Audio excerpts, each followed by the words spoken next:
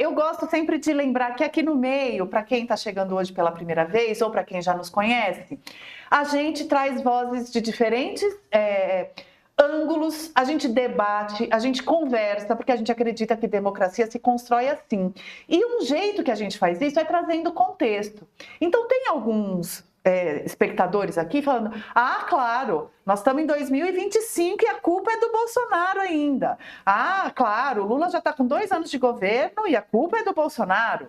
Ah, um bando de jornalista que só manda empregada fazer compra. Eu posso falar por mim, quem faz compra na minha casa sou eu, e sim, está tudo muito caro e está muito difícil viver.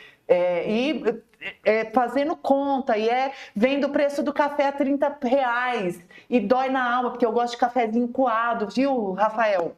Então, não, aqui a gente fala de governos anteriores porque as coisas acontecem num período histórico. O Kupfer começou ali, foi lá em 1970 para dar um exemplo, mas neste caso aqui mais específico dos estoques, por exemplo, começou ali no governo Temer, passou pelo governo Bolsonaro e pontuou que o problema persiste. As coisas não são assim tão preto no branco, tá bom? Então, fica aqui com a gente que a gente vai falar de governo Bolsonaro, mas vai falar de governo Lula e vai falar de todos os outros governos que a gente precisar falar para entender o que está acontecendo hoje. Tá bom? E aproveitando esse gancho, eu queria trazer outras questões aqui que foram aparecendo conforme você foi falando. Muito bem, a gente está concentrado aqui em entender por que os preços estão tão altos hoje. E aí você falou assim, olha, tem essa questão de colocar o fiscal lá acima de tudo, e realmente é um tema que permeia todo o debate, principalmente do ponto de vista mais liberal, né, que tem essa coisa dos gastos como, enfim, centrais aí, e aqui a gente tem a nossa colunista de economia, a Débora Bizarria, que aponta muito isso e tal. Então, o que eu queria te trazer é o seguinte, uma das coisas que a gente bate a tecla aqui é que se há um gasto muito alto, nessa lógica que você mesmo pontuou, aumenta a inflação, assim, o consenso, né, o senso comum, né? E eu acho que tem base na ciência, não é só senso comum. Gasto alto, aumento de inflação, justamente quem sofre mais é a população mais de baixa renda, embora classe média esteja sofrendo junto, né? Mas a população de baixa renda fica muito mais sacrificada. Então, eu queria insistir um pouco mais nesse ponto com você. Vamos falar sobre isso que eu pensei, como eu te falei, né? Com o convite, eu pensei o que ia pintar aqui e eu vou te dar um título para esse pedaço da noite. Vai falar com os jornalistas, já vem editado. A crise fiscal brasileira é gravíssima, gravíssima e muito de longo prazo. Sabe qual é a verdadeira crise fiscal brasileira?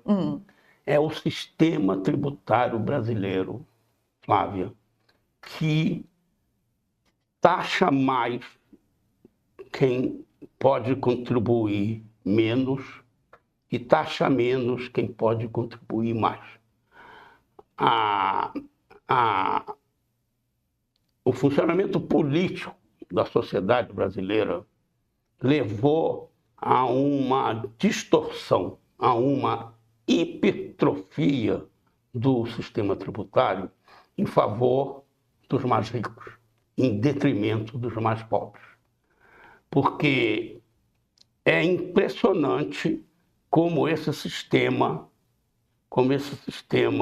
poupa quem pode pagar mais e, portanto, exige de quem pode pagar menos muito mais. O sistema ele é uma corda que estica indefinidamente, porque você tem que tirar mais de quem contribui menos, então você tem que tirar mais, para o resultado menor e mais eficiente, por causa desse sistema que foi sendo montado Aí não é o governo de A, B ou C, é a história É um brasileira. consenso político, inclusive, que passa pelo legislativo, né? Algumas coisas que eu falo a vida inteira. O sistema tributário é uma impressão digital da sociedade. Você olha para o sistema tributário brasileiro, ele é absolutamente regressivo. Termo técnico para dizer o seguinte: quem pode mais, paga muito menos ou não paga, escapa. E quem pode menos, arca com os custos. Então, primeira coisa, impressão digital de uma sociedade. Nós somos essa sociedade, não é por coincidência que o Brasil, e ontem o próprio Haddad lembrou isso lá na entrevista para Miriam Leitão, Sim. é um dos países, é um campeão mundial de desigualdades sociais. Não é por acaso. E essa disfunção, ela é tanto na pessoa física quanto na jurídica, certo? Especialmente na pessoa física. 2. Um sistema tributário tem que ter justiça social, tem que incentivar a produção, tem que incentivar a produtividade, tem que ser um norteador de uma sociedade em que a economia é eficiente.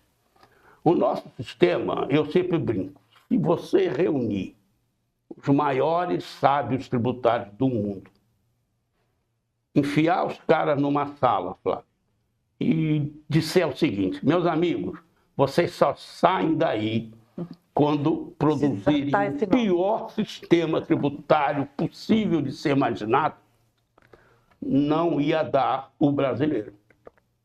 Começou a ser melhorado agora com essa reforma tributária do consumo, dos impostos sobre o consumo, que conseguiram passar aí um milagre, porque isso realmente é verdade, se discute a vida inteira, mas de novo, saiu um negócio meio... Foi diluído. É bom, mas uma meia boca, entendeu? O sarrafo era tão baixo, que a gente tem que comemorar o que saiu, que vai começar a fazer efeito lá em 2027. Mas foi um absurdo. Os lobbies, os grupos de interesse atuaram nesse Congresso, que aliás é um Congresso propenso a isso, é um Congresso poroso a pressões, de uma maneira absurda. Chegou ao ponto, não é brincadeira, parece piada, não é, da Associação Brasileira de Supermercados sugerir que a cesta básica fosse tão ampla que até caviar entrasse lá dentro. Sim. Entendeu? O resultado foi o seguinte: saiu uma cesta básica imensamente ampla, né, com isenções para uma montanha de coisas.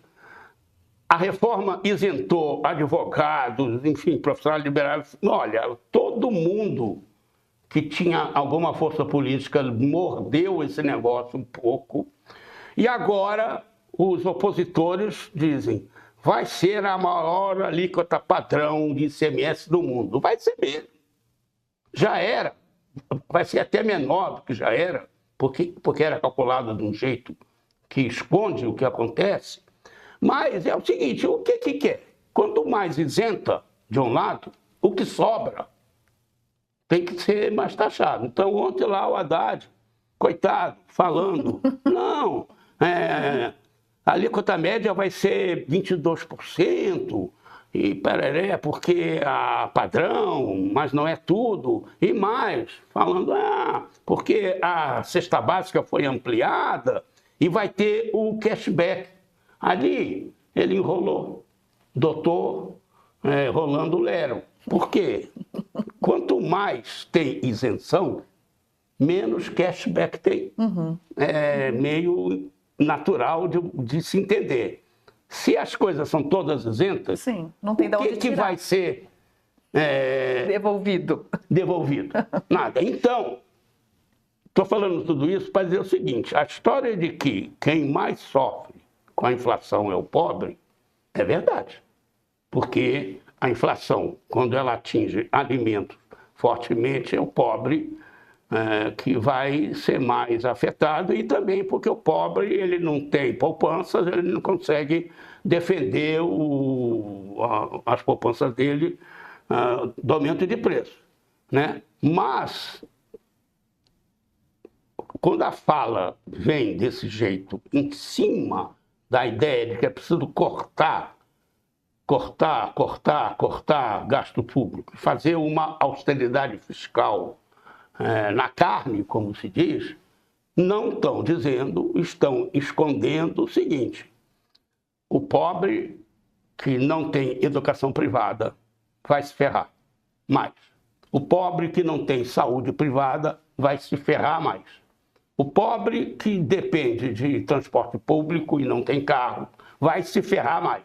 Então, conversa meio verdade que a inflação fere mais os pobres, na hora em que a solução para ela, que é oferecida, é o seguinte: corte de gasto público social. Social, justamente. Mas aí vem a pergunta: daria para cortar em outras coisas? Nossa. E como é que a dívida pública se encaixa nessa conversa? Exatamente. Porque já pipocou aqui várias vezes. Exatamente, porque dá para cortar um monte de coisas que eu te falei, que a crise fiscal brasileira é grave. Ela é grave porque o sistema é totalmente desequilibrado a favor de quem não precisa.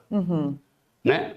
Então, por exemplo, o país tem, hoje está na lei orçamentária em vigor, 500 bilhões de reais em gastos tributários. Sabe o que é isso? Subsídio?